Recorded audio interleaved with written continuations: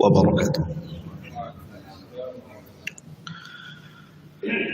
Alhamdulillah, wassalatu wassalamu ala Rasulillah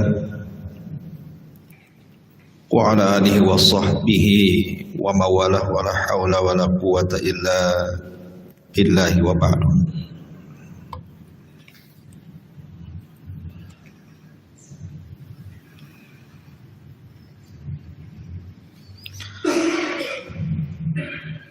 Ma'asyiral muslimin yang dimuliakan Allah Subhanahu wa taala. Alhamdulillah, di malam hari ini kita kembali melanjutkan kajian kita, masih membahas Siratul Mustafa sallallahu alaihi wasallam, dan kita masuk pada pembahasan Sulhul Hudaybiyah, perjanjian Hudaybiyah. Peristiwa ini terjadi pada tahun ke-6 Hijriah. Diawali dengan adanya niat dan keinginan Nabi beserta sahabat-sahabatnya serta para pengikutnya untuk melaksanakan ibadah umrah dan mengunjungi sanak saudara yang ada di Mekah. Jadi Sulhul Hudaybiyah ini berkenaan dengan umrah Nabi sallallahu alaihi wasallam.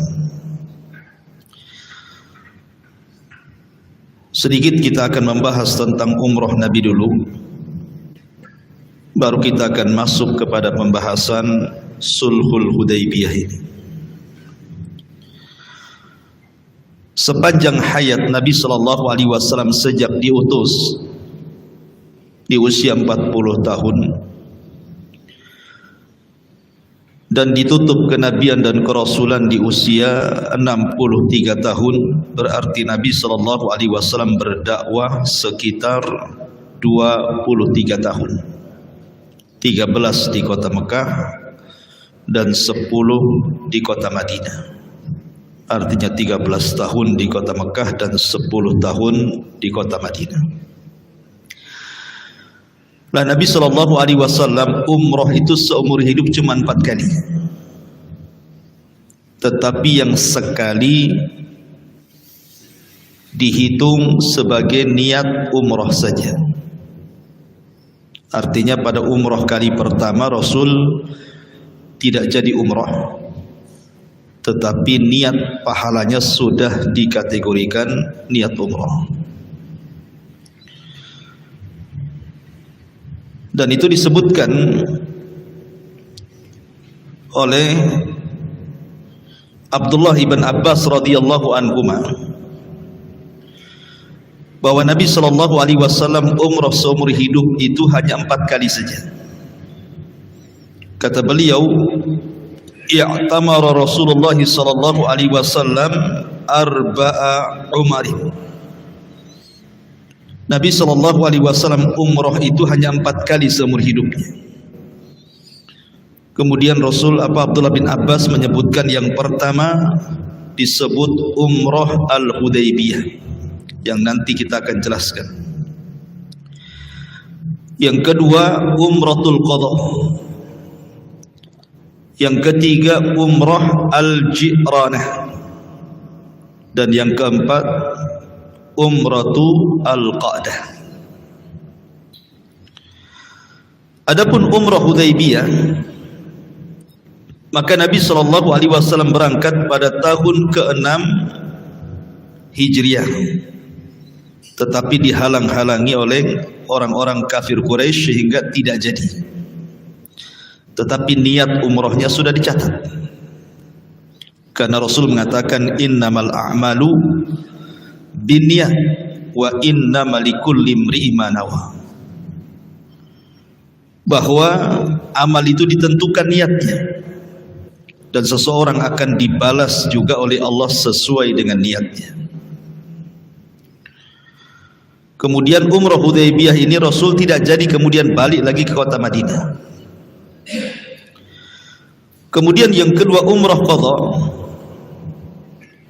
maka itu terjadi 1 tahun setelahnya. Pada tahun ke-7 Hijriah, Nabi SAW berhasil melaksanakan umrah dengan ribuan kaum muslimin. Kemudian yang ketiga umrah Ji'ranah, dan itu terjadi pada malam keempat dari hari ke-12 dari bulan Dzulqa'dah pada tahun ke-8 Hijriah, disebut dengan Am Hunain, karena ketika itu Nabi SAW umrah setelah pembagian ghanimah di perang Hunain. Artinya berturut-turut tuh, Nabi tahun ke-6 umrah, kemudian tidak jadi karena dihalang-halangi. Kemudian tahun ke-7-nya Nabi berhasil umrah. Kemudian pada tahun ke-8-nya Nabi SAW setelah pembagian ghanimah perang Hunain, Rasul berhasil umrah. Kemudian yang terakhir umrah bersama dengan haji yang disebut dengan Hajjatul Wada'. Dan itu terjadi pada tahun ke-10-nya. Jadi tahun ke-6, ke-7, ke-8 dan ke-10. Taib. Adapun berkaitan dengan apa yang kita bahas tentang peristiwa Hudaybiyah ini. Jadi Nabi SAW bermimpi, dan tentunya mimpinya para nabi itu hak. Mimpinya para nabi itu wahyu. Sebagaimana ketika Ibrahim bermimpi menyembelih Ismail, mau tidak mau dilaksanakan. Karena dalam mimpinya betul-betul Ibrahim menggorok Ismail gitu. Berarti ini perintah Allah. Makanya dia katakan kepada Ismail, "Inni ara fil manami anni adzbahuka fangdur madza tara." Wahai putraku, semalam aku bermimpi lo menyembelih dirimu. Macam mana pendapatmu? Maka Ismail, karena dia ibnu Nabi, anak Nabi,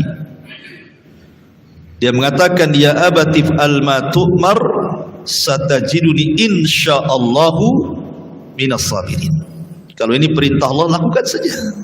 Subhanallah. Ya. Lah Nabi SAW dalam mimpinya, dia bermimpi bahwa dalam mimpinya dia mengelilingi Ka'bah tawaf. Lah saking bahagianya, tetapi waktu itu kan Nabi SAW tidak diperlihatkan bahwa umroh ini akan ada halangan dari orang-orang kafir Quraisy gitu kan. Sehingga kabar gembira mimpi ini kemudian disampaikan kepada para sahabat. Tentunya para sahabat, khususnya orang-orang muhajirin, senang. Kenapa? Karena mereka sudah meninggalkan banyak keluarga mereka di Mekah, sehingga sekalian umrah ingin berjumpa dengan keluarganya. Makanya keinginan Nabi SAW bersama para sahabatnya untuk melaksanakan ibadah umrah ini juga sekalian mengunjungi sanak saudara yang berada di Mekah. Itu sebab tujuan daripada umrah Hudaybiyah yang pertama ini. Ma'asyiral muslimin yang dimuliakan Allah Subhanahu wa taala. Maka berangkat Nabi SAW, ada yang mengatakan jumlahnya sekitar 1.400 para sahabat. Ini jumlah yang cukup fantastis ya kan? Karena kan di Mekah walaupun 13 tahun berdakwah, tetapi kan tidak banyak yang mengikuti Nabi. Kemudian setelah 6 tahun berdakwah di kota Madinah, Nabi berkembang dakwahnya sampai-sampai kemudian ketika umrah pertama saja Rasul berhasil membawa 1.400 orang. Jadi kan tidak semua yang ingin ikut umrah bersama Nabi SAW. Bertolaklah Nabi sallallahu alaihi wasallam pada bulan Dzulqa'dah tahun ke-6 Hijriah dengan 1.400 sahabat Rasul yang siap umrah dari kalangan Muhajirin dan Ansar, dan membawa unta-unta, sapi-sapi dan kambing-kambing untuk dijadikan sembelihan, hadiyu namanya, untuk membuktikan bahwa kedatangan Rasul bukan untuk menyerang. Jadi bukti bahwa Rasul datang ke kota Mekah bukan untuk menyerang, murni untuk umrah itu, dengan dibawanya kurban-kurban hadiyu yang siap disembelih untuk dihadiahkan di Mekah untuk para fuqara dan masakin Mekah. Sebab kalau tidak bawa hewan-hewan kurban ini, tentu orang-orang Mekah akan menyangka Rasul akan menyerang. Tapi dengan membawa unta, sapi, kambing untuk hadiah bagi penduduk Mekah, maka nyatalah bahwa Rasul dan para sahabatnya tidak hendak berperang, tetapi murni ingin melaksanakan ibadah umrah. Ketika sampai di Asfan antara Mekah dan Madinah, maka tiba-tiba Nabi SAW, Nabi itu kan punya unta namanya Qaswah. Unta itu namanya Qaswah. Jadi sudah rombongan bersama para sahabat. Tiba-tiba untanya yabruk. Yabruk itu artinya kalau unta berdiri ke duduk itu disebut yabruk. Ya, dalam bahasa Arab langsung deprak gitu bahasa kitanya ya. Padahal unta itu tidak mungkin serta-merta ketika jalan langsung duduk istirahat, itu tidak mungkin. Kecuali disuruh tuannya. Kalau disuruh tuannya duduk, baru duduk dia kan. Ini enggak, Rasul tidak menyuruh dia duduk. Tiba-tiba unta ini langsung duduk gitu kan. Kemudian sahabat mengira bahwa untanya Rasul, Qaswah ini sudah bermaksiat kepada Nabi SAW. Maka Nabi SAW mengatakan, tidak, untaku ini tidak bermaksiat. Pasti ada yang mencegah dia untuk memasuki batas haram. Dari sini Nabi SAW mengatakan, walladzi nafsi biyadi la yas'aluni huttatan yu'adzimuna fiha hurumatillah illa a'tahum iyaha. Demi zat yang jiwaku berada di tangannya, kalau mereka orang-orang musyrik itu, orang-orang kafir Quraisy itu meminta kepadaku satu garis yang harus aku utamakan atau aku muliakan padanya dari kemuliaan-kemuliaan Allah, pasti aku akan berikan. Pasti tidak ada apa-apanya. Tidak mungkin tiba-tiba unta kemudian langsung duduk, pasti ada masalah. Karena kita tahu bahwa unta yang seperti ini itu pernah terjadi kepada siapa? Kepada Abraha. Tetapi Abraha itu kan bukan naik unta, naik gajah kan. Itu pun terjadi, di mana gajahnya Abraha langsung duduk gitu ya. Apabila kemudian dicambuk suruh ngarah ke Mekah, dia nggak mau. Tapi kalau ngarah ke tempat lain dia mau.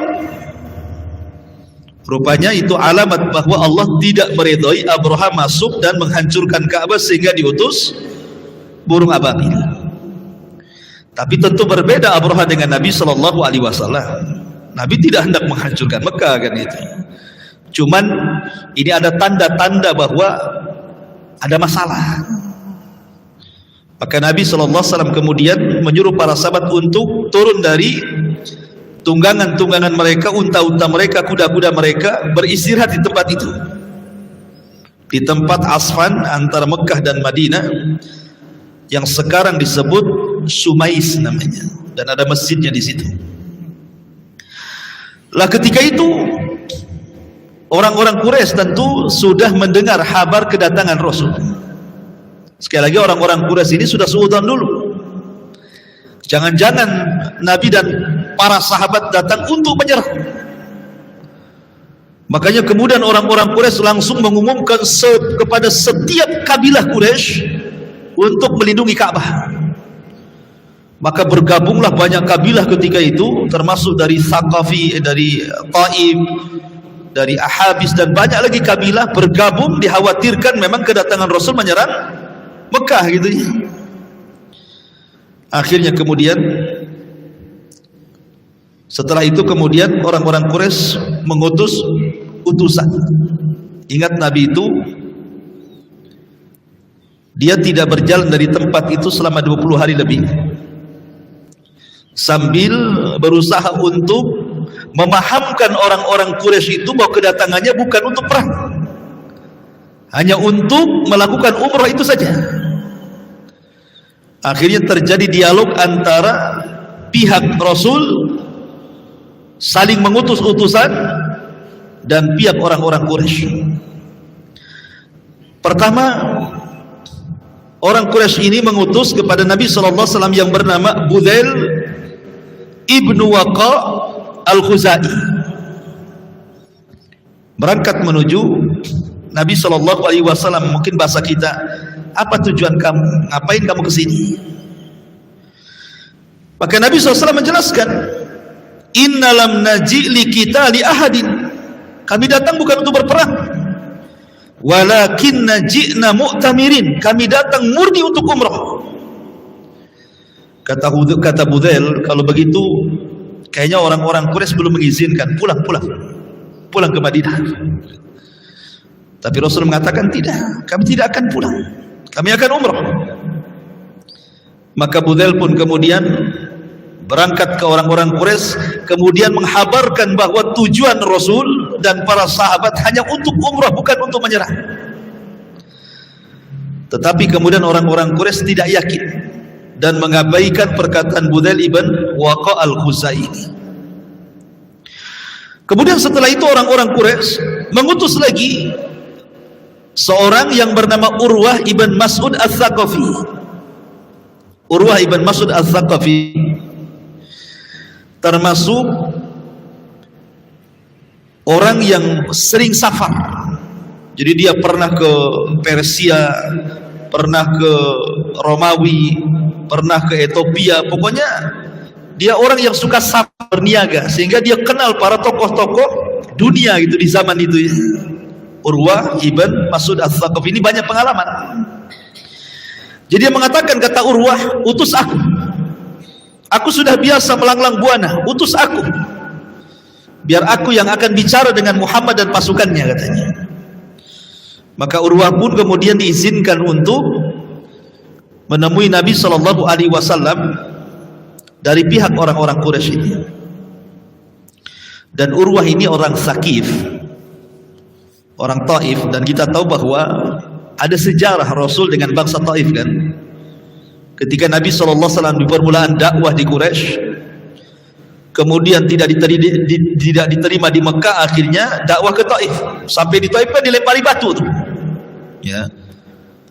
Kemudian Nabi SAW harus keluar dari Taif 1 mil, lari bersama Zaid ibn Harithah karena dilempari batu. Bukan hanya orang laki-laki yang melempari, perempuan, anak-anak juga ikut menyakiti. Jadi ada sejarah gitu ya dengan kabilahnya Urwah ibn Mas'ud al-Thaqafi ini. Lah orang ini yang diutus kepada Nabi SAW. Maka mulailah kemudian Urwah ibn Mas'ud al-Thaqafi mendekati Nabi. Nabi ini ikhwatu fiddin, ketika itu kan tahu siapa Urwah. Ada seorang sahabat namanya Al-Mughirah ibn Syu'bah yang meriwayatkan hadis tentang masul khufain, itu mengusap kedua sepatu.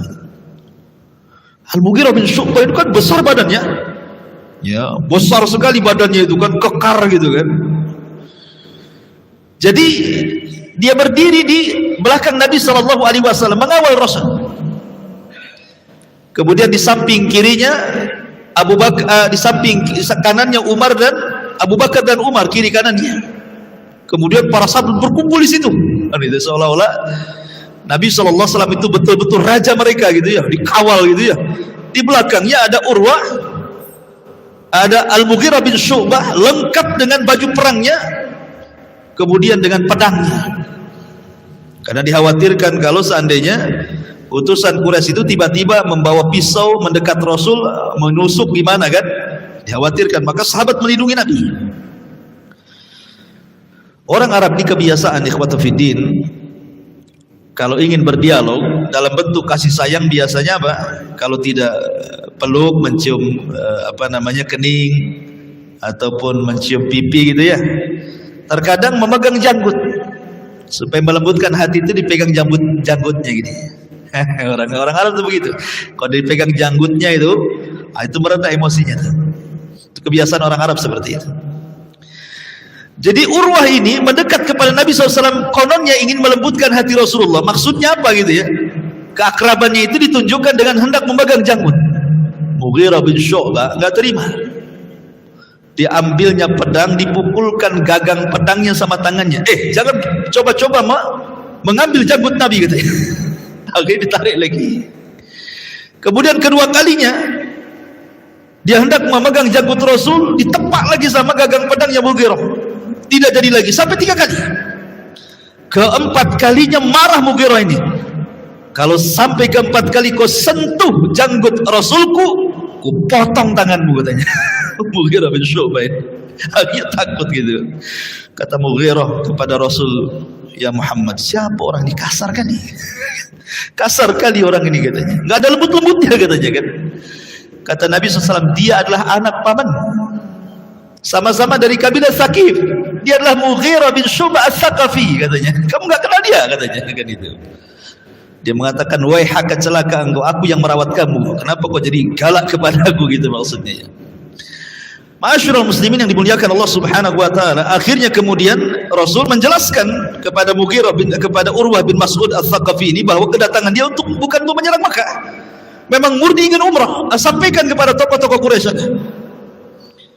Maka berangkatlah Urwah bin Mas'ud As-Saqafi hendak memberitahu mereka. Dan Urwah ini kan melihat bagaimana pemandangan sahabat Rasul yang taat kepada Rasulullah, menjaga Nabi SAW.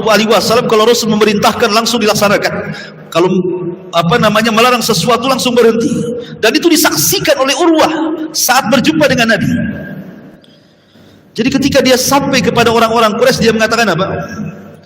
Dia mengatakan, wallahi laqad wafattu 'ala al-muluk wa wafattu 'ala Qaisar wa Kisra wan Najasi, wallahi in ra'aitu malikan qad yu'addimuhu ashabuhu ma yu'addimu ashabu Muhammadan, wallahi in tanakhama nukhamatan illa waqa'at fi kaffi rajulin minhum badallaka biha wajha wa jildah, wa idza amarahum ibtadaru amrahu, wa idza tawadda'a kadu yaktatiluna ala wadu'ihi, wa idza takallama hafadhu aswatahum wa ma yuhidduna ilaihi nadhara ta'ziman lahu, wa innahu qad arada alaikum huttata rushdin faqbaluha, rawahul Bukhari. Jadi Urwah berceramah di hadapan orang-orang Quraisy dan mengatakan, kata Urwah, orang-orang Quraisy, aku ini biasa safar, aku sudah sampai kemana-mana, aku sudah melihat para raja, aku sudah berjumpa dengan Raja Romawi Kaisar, aku sudah berjumpa dengan Raja Kisra di Persia, aku sudah berjumpa dengan Raja Najasi di Ethiopia. Demi Allah katanya, aku tidak pernah melihat ada seseorang yang mentaati rajanya sedemikian rupa melebihi ketaatan para sahabat Rasul kepada Muhammad SAW. Apabila Muhammad meludah, ludahnya langsung diambil, diusapkan ke wajah sahabat dan kepada seluruh badannya. Apabila Nabi SAW berwudu, maka para sahabat hampir perang mengambil sisa wudunya. Apabila Nabi SAW berbicara, semua sahabat diam. Apabila Nabi SAW berbicara, tidak ada yang berani memandang wajah Nabi SAW karena menghormati. Demi Allah, ini pemandangan yang asing bagiku. Sebaiknya kalian beri jalan dia, biarkan dia umroh, biarkan dia umroh. Kata tokoh-tokoh Quraisy itu kan ada Abu Sufyan, ada Ikrimah bin Abi Jahal, ada Walid ibn Mughir, ada Walid Khalid bin Walid, kan gitu kan, belum masuk Islam. Kan tokoh-tokohnya banyak. Dengan mengatakan, engkau orang Arab, kau nggak tahu apa-apa, bahasanya begitu. Gak usah didengar katanya. Marah Urwah ibn Mas'ud ini. Aku ini pemimpin Thaqaf. Kalian tidak menghargai kata-kataku, padahal aku datang dengan kaumku ingin membela Mekah dari serangan Muhammad, tapi aku tahu dia hendak umrah bukan untuk menyerah. Kalau itu jawaban kalian, aku pergi saja. Pergi dia membawa kabilahnya pulang ke Taif. Akhirnya tidak berhasil mengutus dan mengusir Rasul kembali ke Madinah. Diutus lagi oleh mereka namanya Mikraz ibn Hafsin. Mikraz ibn Hafsin ini orang jahat. Rasul kan orang Mekah, tahu siapa-siapa orangnya kan. Rasul asli Mekah, 50 tahun tinggal di Mekah, sehingga tahu tokoh-tokoh yang mana yang baik, mana yang tidak baik gitu. Jadi ketika kemudian orang-orang Quraisy mengutus Mikraz ibn Hafs ini, Nabi sudah ngomong di hadapan para sahabat, "Wa rajulun fajir." Jangan didengar. Orang ini orang jahat, jangan didengar. Dia suka berkhianat. Kalau dia datang ngomong, biarkan dia ngomong, gak usah dipercaya kan itu ya. Akhirnya kemudian Rasul yang mendengarkan gitu saja, kemudian menyampaikan tujuannya hendak umroh, kemudian tidak banyak bicara, kemudian orang ini pergi. Akhirnya Nabi sudah tahu bahwa ini tidak bisa. Ini kan utusan-utusan orang Quraisy nih. Sekarang timbal balik.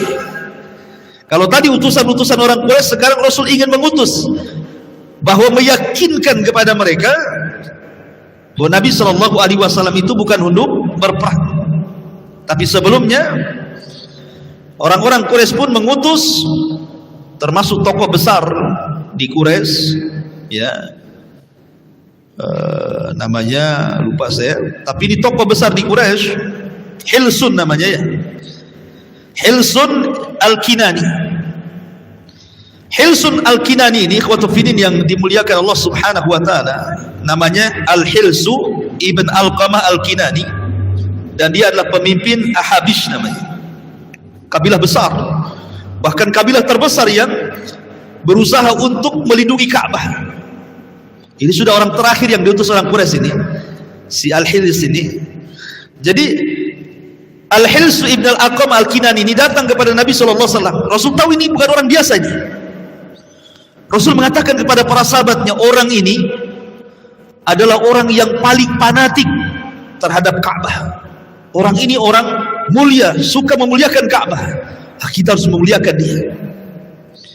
Kita kasih tahu bahwa kita tidak perang. Keluarkan hadiu kita, unta-unta, sapi-sapi, kambing kita. Tengokkan kepada dia bahwa kita bukan perang, kita hendak umrah. Dikeluarkan oleh para sahabat binatang-binatang itu. Dan binatang hadiu itu biasanya sudah ada tanda bahwa ini binatang untuk dihadiahkan. Dikasih kalung gitu ya, dikasih tanda. Jadi orang-orang Mekah tahu bahwa ini binatang bukan untuk sembarang binatang, tapi ditandai bahwa ini untuk hadiah, dan orang-orang Quraisy tahu itu. Jadi ketika Hils ibn Alqamah Al-Kinani ini melihat, oh benar, berarti memang kedatangan Muhammad dan pasukannya bukan untuk perang tetapi untuk umrah katanya. Belum sempat berjumpa dengan Rasul karena sudah melihat unta-untanya yang banyak, langsung dia pergi. Dan ingat, ini pimpinan kabilah terbesar. Kemudian dia mendatangi pemimpin-pemimpin Quraisy, demi Allah aku melihat bahwa mereka tidak hendak menyerang kita, betul-betul murni untuk umrah. Apakah kalian hendak menghalangi jalan orang-orang yang hendak mengganggukan Ka'bah? Biarkan dia masuk. Tapi orang-orang Quraisy mengatakan tidak. Aku tidak yakin dengan ucapanmu, aku dan tidak yakin dengan mereka. Kami tidak yakin dengan mereka. Marah ini Al-Hils ibn Alqamah Al-Kinani ini. Kalau kalian tidak yakin dengan kata-kataku, awas saja kalian. Aku akan mengirim pasukan untuk menghancurkan kalian katanya. Orang ini mau mengagungkan Ka'bah kan halang-halangi katanya. Takutlah orang-orang Quraisy karena siapa Al-Hils ibn Alqamah Al-Kinani ini orang besar gitu ya. Mulailah orang Quraisy takut. Akhirnya mereka sepakat untuk melakukan perdamaian. Oke, di pihak Nabi SAW kemudian hendak mengutus Umar bin Khattab radhiyallahu anhu. Karena Umar itu kan orang yang paling berani, jago syair, cerdas orangnya, sehingga cobalah Umar diutus. Tapi Umar ketika itu menolak dan mengatakan, ya Rasulullah, kabilahku di Quraisy itu tidak besar, kabilah Bani Adi itu tidak banyak. Kalau mereka hendak membunuhku sebentar saja, sebaiknya kau utus Utsman bin Affan. Karena aku tahu, pertama, kabilah Utsman bin Affan itu besar. Yang kedua, Utsman bin Affan itu dicintai sebelum Islam dan setelah Islam, dan dia punya akhlak pemalu yang luar biasa, dan sampai hari tidak ada masalah dia dengan kaumnya, katanya. Utus dia saja. Akhirnya Nabi SAW mengutus Utsman ibn Affan. Berangkat Utsman menuju para pembesar Quraisy. Jadi Utsman ini keliling. Nanti sebentar ke rumahnya Abi Sufyan ngomong, nanti sebentar ke rumahnya ini ngomong.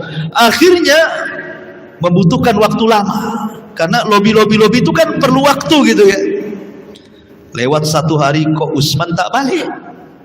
Masa hanya ngomong saja 1 hari kok tak balik gitu ya. Lewat 2 hari tak balik-balik. Lewat 3 hari tidak ada kabar. Lewat 4 hari, orang-orang sudah mengira jangan-jangan Utsman dibunuh. Padahal Utsman itu maksudnya dia sedang melobi-lobi kan butuh waktu lama gitu. Karena tokoh-tokoh Quraisy itu banyak. Tapi karena sudah lebih daripada 3 hari, mereka mengatakan, ya Utsman paling dibunuh. Dan Utsman itu kala itu adalah menantu Nabi, suami daripada putri Nabi SAW, Ruqayyah ya. Kemudian dia pun menikah dengan Ummu Kulthum. Jadi Nabi SAW akhirnya mengatakan jangan-jangan Utsman dibunuh. Sebenarnya ada yang mengatakan Rasul tahu Utsman itu tidak dibunuh, tetapi Nabi SAW ingin menguji kesetiaan para sahabat. Siap nggak berperang darah untuk darah Utsman? Dari sini Allah Subhanahu wa taala gambarkan di dalam Al-Qur'anul Karim, di dalam surah Al-Fatah, bagaimana Allah Subhanahu wa taala mensifati para sahabat dalam surah Al-Fatah 18. Laqad radiyallahu 'anil mu'minin id yubayyi'unaka tahta asy-syajarah fa'alima ma fi qulubihim fa anzala as-sakinata 'alaihim wa atsabahum fathan qaribah. Jadi Nabi SAW ketika mendengar bahwa Utsman terbunuh, padahal dia tidak dibunuh, di situ ada pohon, maka Rasul mendekati pohon, kemudian duduk di bawah pohon itu, yang kemudian pohon itu belakangan disebut pohon Ridwan, karena baiat ini disebut baiatu Ridwan ya. Akhirnya para sahabat berbaiat untuk darah Utsman. Semua berbaiat. Seorang-orang munafik ikut berbaiat di situ. Ada Abdullah bin Salul ya, dan satu kawannya ikut baiat juga di situ kan. Karena ini tahu ujian ya. Akhirnya kemudian setelah para sahabat berbaiat, terdengarlah oleh orang-orang Quraisy bahwa ini betul-betul kita dalam masalah. 1.400 orang, ini banyak ya. Bisa saja mereka menyerbu Mekah, akan terjadi kacauan di Mekah. Akhirnya mendengar hal itu orang-orang Quraisy, kemudian terakhirlah sudah ya, mengutus siapa? Mengutus Sahal yang terakhir kalinya namanya Sahal ibn Amr. Kemudian diutuslah kepada Nabi SAW bahwa orang-orang Quraisy tetap tidak mengizinkan masuk, tetapi boleh masuk, tetapi tidak ditentukan waktunya. Untuk tahun ini jangan masuk dulu, jangan umrah dulu maksudnya gitu ya. Tetapi boleh jadi tahun depan, tahun depannya lagi diizinkan dengan perjanjian. Perjanjian ini disebut perjanjian Hudaybiyah. Dan itu ada 5 bulir kesepakatan. Semuanya merugikan kaum muslimin. Gitu ya. Perjanjian ini semua merugikan kaum muslimin. Ya. Ma'asyiral muslimin yang dimuliakan Allah Subhanahu wa taala. Tapi Nabi SAW meyakinkan bahwa di balik perjanjian ada hikmah. Maka ketika Nabi SAW melihat Suhail ibn Amr, apa kata Nabi SAW? Laqad sahula lakum min amrikum. Karena sudah datang Sahal, mudah-mudahan ini, Sahal itu kan artinya mudah. Karena telah datang Sahal, mudah-mudahan ini juga memudahkan kalian gitu. Rupanya Sahal ibn Amr ini Dia ingin adanya perjanjian antara orang Quraisy, gak usah nyerang ke Mekah, tapi buatlah perjanjian gencatan senjata. Di antara 5 bulir kesepakatan itu, pertama, yamna'ul harba limuddati 10 sinin. 1, harus terjadi gencatan senjata antara Mekah dengan Madinah selama 10 tahun. Tidak boleh saling menyerang. Gencatan senjata, damai. Ini 1. Yang kedua, an yarudda al-muslimun man ya'tihi min Quraisyin musliman biduni idni walihi wa alla tarudda Quraisyun man ya'ud ilaiha minal muslimin. Warga Mekah yang menyeberang ke Madinah tanpa izin walinya harus dikembalikan ke Mekah. Warga Madinah yang menyeberang ke Mekah tidak boleh kembali ke Madinah. Nah, ini kan nggak adil namanya kan. Jadi kalau orang Quraisy ke Madinah jangan dihalang-halangi. Tapi kalau orang Madinah ke Mekah, awas saja, bisa dibunuh. Hal itu kan enak sendiri namanya kan, perjanjian kayak gini kan. Masa orang Mekah ke Madinah jangan diapa-apain, orang Madinah ke Mekah diapa-apain kan itu. Kemudian yang ketiga, anna man arada an yadkhula fi ahdi Quraisyin dakhala fi, wa man arada an yadkhula fi ahdi Muhammadin min ghairi Quraisyin dakhala fi. Warga selain Mekah dan warga selain Madinah dibebaskan memilih untuk pindah berloyalitas ke Mekah ataukah ke Madinah. Jadi silahkan kabilah-kabilah memilih. Sekarang kalian mau pro siapa? Pro kami atau pro dia? Tapi ini khusus di luar Quraisy, gitu. Tetap orang Quraisy tidak boleh. Ya, itulah merugikan kan gitu ya. Kemudian yang keempat, an yaudal muslimuna dzalikal am ala an yadkhulu Makkah mu'tamirina fi amil qadim. Kemudian mereka mengatakan Nabi dan pengikutnya harus meninggalkan Mekah sekarang, namun dibolehkan kembali ke Mekah setahun setelah perjanjian ini. Jadi mereka menyetujui, khusus tahun ini jangan umroh kalian, tapi tahun depan saja. Nah, gitu. Kemudian yang terakhir, adamul i'tida ala ay qabilatin au ala ba'di mah makanatil asbab. Tidak ada saling menyakiti bagi kabilah manapun atas kabilah lainnya apapun sebabnya. Perjanjian ini ikhwan ditolak oleh Umar. Perjanjian kan ditulis oleh Ali. Ali yang menulis perjanjian. Awalnya begini. Jadi Ali radhiyallahu an disuruh Rasul catat perjanjian ini. Catat dari Muhammad hamba Allah dan Rasulnya. Kata Suhail ibn Amrin, jangan ditulis Rasulullah. Sebab kalau kami mengakui engkau Rasulullah, ngapain kami perang bersama kamu? Kan gitu ya. Kami tidak mengakui Anda Rasulullah, kenapa tulis Rasulullah? Hapus. Tetapi letakkan nama bapakmu. Jangan nama Rasulullah. Muhammad bin Abdullah gitu maksudnya. Sebab kalau ditulis Rasulullah berarti kami mengakui Anda Rasul, ngapain kami perang? Dalam riwayat Bukhari, Rasul sendiri yang menghapus nama Rasulullah, kemudian menulis Abdullah. Kata Al-Hafidz Ibnu Hajar rahimahullahu taala, lah bukankah Nabi tidak bisa membaca, tidak bisa menulis? Kenapa dalam perjanjian Hudaybiyah Rasul menulis sendiri dengan tangannya kalimat Abdullah, Muhammad ibn Abdullah? Kata Imam Hafidz Ibnu Hajar, tidak bertentangan antara Rasul seorang Nabi ummi, tidak bisa baca, tidak bisa menulis, karena ini kan hanya tulisan satu kalimat saja. Kayak orang tidak bisa baca, tidak bisa nulis, tapi kan nama sendiri kan hafal kan gitu. Masa nama sendiri tidak hafal? Kemudian menulis namanya sendiri walaupun dia tidak bisa nulis kan mesti tahu loh kok namanya saja kan. Tapi kalau untuk secara keseluruhan membaca kemudian menulis, ya Rasul tidak bisa, dia ummi. Itu penjelasan Al-Hafidz Ibnu Hajar rahimahullahu taala. Tapi yang jelas bahwa akhirnya Rasul menghapus nama Rasulullah dan menggantikan Abdullah. Kemudian ketika ditulis Bismillahirrahmanirrahim, mereka nggak mau. Tulis aja kalimat Allahumma Bismillahi Allahumma, jangan Bismillahirrahmanirrahim katanya kan. Akhirnya kemudian mereka pun mengikuti keinginan mereka. Tanazul Nabi SAW, ya sudahlah nggak apa-apa lah. Yang penting ini demi kebaikan kita. Umar bin Khattab radhiyallahu anhu datang kepada Nabi SAW. Dia tidak terima dengan perjanjian ini dan mengatakan, ya Rasulullah, alasta Nabiullah haqqa, bukankah kau Nabi? Kata Rasul, bala ya, aku Nabi. Kemudian Umar mengatakan, alasna alal haq, bukankah kita di atas kebenaran? Wa aduna alal batil, dan musuh kita di atas kebatilan? Kata Rasul, ya. Falima nu'ti daniyata fi dinina. Kalau begitu kenapa kita merendah dalam agama kami? Harusnya kita melawan. Ini kehormatan, masa kita merendah? Ini kehormatan besar bagi kita. Enggak usah kita merendah, lawan saja, gitu bahasanya. Maka Nabi SAW mengatakan, inni Rasulullah walastu a'sihi wa huwa nasiri. Aku ini utusan Allah, wahai Umar. Aku tidak bermaksiat kepada Allah, dan Allah adalah penolongku.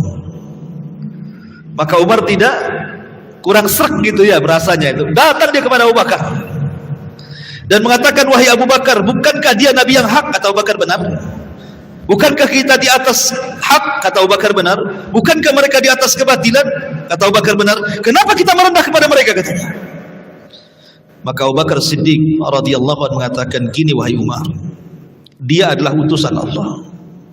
Innahu Rasulullah walan yudayyi'ana Allahu abada.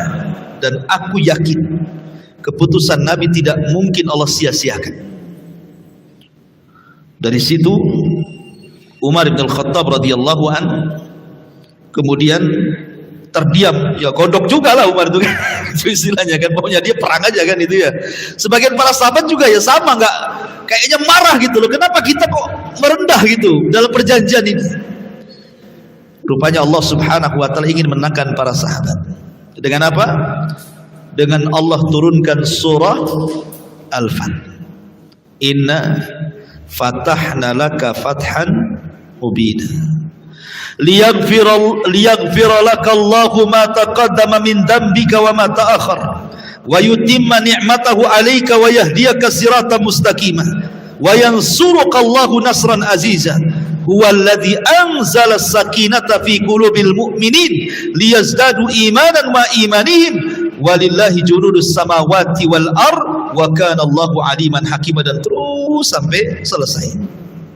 Sesungguhnya kami telah memberikan kepadamu kemenangan yang nyata, agar Allah memberikan ampunan kepadamu wahai Muhammad atas dosamu yang telah dan yang akan datang, serta menyempurnakan nikmat atasmu dan menunjukimu ke jalan yang lurus, dan agar Allah menolongmu dengan pertolongan yang banyak. Dialah yang telah menurunkan ketenangan. Nah, tenanglah para sahabat dengan turunnya ini, ya, ke dalam hati-hati orang yang beriman untuk menambah keimanan atas keimanan mereka yang telah ada, dan milik Allah lah bala tentara langit dan bumi, dan Allah Maha mengetahui dan Maha bijaksana. Ketika turun ayat ini semua sahabat tenang. Dari sini Umar merasa bersalah dia. Kenapa? Karena dia seolah-olah sudah menentang Nabi kan, itu keputusan Nabi seolah ditentang dia. Dari situ ikhwatu fiddin memuliakan Allah Azza wa Jal, ketika Umar merasa bersalah, maka Umar pun mengatakan, maziltu asumu wa atasaddaqu wa usalli wa a'tid. Dan sejak kejadian itu, kata Umar, aku tidak pernah meninggalkan puasa, aku tidak pernah meninggalkan sedekah, aku tidak pernah meninggalkan salat, aku senantiasa memerdekakan budak-budak, karena takut ucapanku kepada Rasul menjadikan amalanku hilang, katanya, sebab kejadian ini. Ya, ma'asyiral muslimin yang dimuliakan Allah Subhanahu wa taala, akhirnya Nabi SAW karena memang tidak jadi umrah, maka kemudian Nabi SAW memerintahkan para sahabat, kan mereka kan sedang pakai pakaian ihram, ikhwan.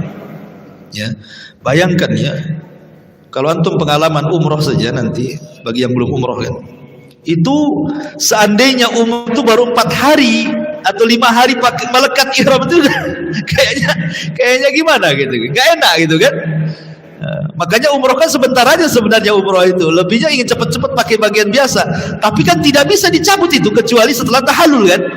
Setelah mencukur rambut baru boleh pakai pakaian biasa, kalau belum tahallul tidak boleh, ya kan. Akhirnya kemudian Nabi SAW memerintahkan para sahabat untuk mencukur rambut mereka. Sahabat tidak mau. Akhirnya kemudian karena ketika itu kan Rasul membawa salah satu istrinya namanya Ummu Salamah. Ummu Salamah. Kata Ummu Salamah gini, wahai suamiku, wahai Rasulullah. Ketika itu Rasul kan dongkol, kenapa sahabat tidak mau diperintah untuk mencukur rambut. Kata Ummu Salamah, gini saja, kau nggak usah ngomong. Keluar, kemudian perintahkan tukang cukur, kemudian kau cukur rambutmu botak, sembelih hadiunya, pasti para sahabat ikut engkau. Akhirnya Nabi keluar mengikuti ide istrinya Ummu Salamah, karena memang di antara 11 istri yang paling berakal itu Ummu Salamah. Ya. Akhirnya kemudian Rasul pun keluar membotakkan membotak atau memendekkan kepalanya, rambut kepalanya, kemudian menyembelih hadiu sembelihannya. Akhirnya kemudian semua para sahabat ikut. Semua para sahabat ikut. Akhirnya mereka pun kembali dengan tidak jadi umrah dan berjanji akan umrah tahun depan. Tapi kan sudah dicatat pahala umrah, karena sudah ada niat umrah kan, otomatis sudah dicatat pahala umrah. Dan inilah umrah pertama yang dilakukan Nabi SAW di perjalanan pulang dari Mekah menuju Madinah. Kemudian turunlah surah Al-Fatah, Inna fatahna laka fatham mubina. Kata Nabi SAW, laqad unzilat alayya ayah hiya ahabbu ilayya minad dunya jami'ah. Dia mengatakan, demi Allah telah diturunkan kepadaku satu ayat yang lebih aku cintai dari seluruh dunia dan isinya. Kemudian Nabi SAW membacakan, Inna fatahna laka fatham mubina. Maka Rasul pulang dengan membawa perjanjian. Tetapi ingat ikhwan, terkadang sesuatu yang sahabat benci dengan perjanjian ini, rupanya ini kebaikan bagi Islam. Makanya Allah mengatakan, wa asa an takrahu syai'an wa huwa khairul lakum. Walaupun perjanjian ini bagi para sahabat sangat merugikan kaum muslimin, tetapi itu baik di sisi Allah. Sebab selama 10 tahun perjanjian ini kan tidak boleh saling menyerang.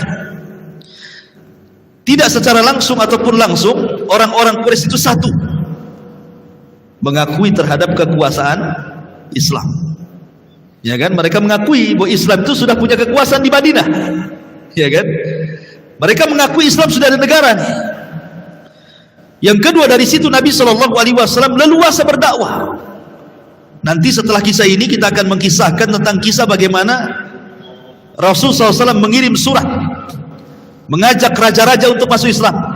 Dikirimnya surat ke Kaisar, dikirimnya surat ke Kisra, dikirimnya surat ke Najasyi, dikirimnya surat ke Yaman. Ada sebagiannya merobek, ada sebagian menerima, ada yang sebagiannya menerima kemudian menyembunyikan keislamannya seperti Najasyi gitu ya. Artinya bahwa lambat laun Islam ini kemudian menyebar. Kemudian juga akibat dari perjanjian Hudaybiyah ini, kaum muslimin semakin banyak dan berhasil menaklukkan kota Mekah. Karena dari perjanjian Hudaybiyah ini kan penaklukan Mekah ini akibat pengkhianatan orang Quraisy terhadap perjanjian kan. Karena siapapun yang kabilah-kabilah di luar daripada Quraisy yang bergabung dengan Nabi atau bergabung dengan orang Quraisy tidak boleh diganggu. Tiba-tiba kemudian ada kabilah yang bergabung dengan Nabi diganggu. Oh, Rasul marah.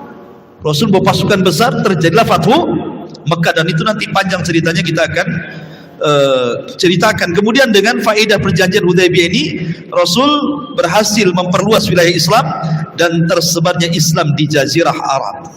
Dan banyak kisah-kisah dan faedah-faedah yang bisa kita petik dari perjanjian Hudaybiyah ini. Wallahu a'lam bishawab, ini yang bisa saya sampaikan. Mudah-mudahan ada manfaatnya. Kita tutup dengan kafaratul majlis. Subhanakallah bihamdika asyhadu an la ilaha illa anta astaghfiruka wa atubu ilaik. Allahu ta'ala. Assalamualaikum warahmatullahi wabarakatuh.